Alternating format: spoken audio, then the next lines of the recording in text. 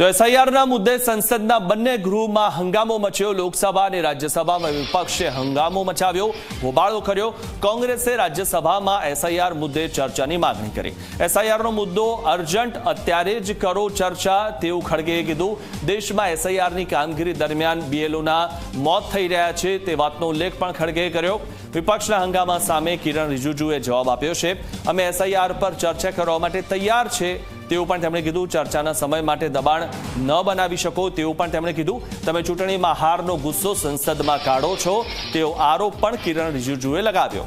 વિપક્ષના ભારે હંગામાના કારણે રાજ્યસભાની કાર્યવાહી સ્થગિત કરાઈ છે। રાજ્યસભાની કાર્યવાહી 2 વાગ્યા સુધી સ્થગિત કરાઈ છે। ઉલ્લેખનીય છે કે લોકસભાની કાર્યવાહી હોય કે રાજ્યસભાની કાર્યવાહી હોય તે સ્થગિત થાય તેના કારણે આપણા ભારતીયોના જે રૂપિયા છે તે બગડે છે। કારણ કે સૌથી મહત્વની વાત એ છે કે અનેક બિલ રજૂ થવાના છે અને તે બિલ આ કાર્યવાહી સ્થગિત કરવાના કારણે નથી રજૂ થઈ શકતા।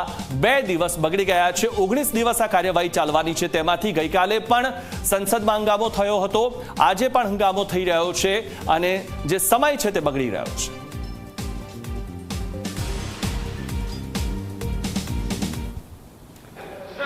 You should not undermine one issue and take up another issue. All the issues are important.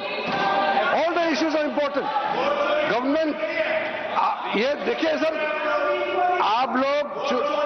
आप चुनाव नहीं जीत पाते हैं, जनता आपको विश्वास नहीं करते हैं और आप जो है गुस्सा यहाँ सदन में निकालते हो, ये तो बिल्कुल ठीक नहीं है। लोकतंत्र में चुनाव का प्लेटफॉर्म जनता का बीच होता है। ये कल भी हमने रिक्वेस्ट किया है कि यह बिजनेस तैयार किया गया है, हम लोग चर्चा के लिए तैयार है, लेकिन एक बात तो हम लोग औपचारिक मिलना तो चाहिए।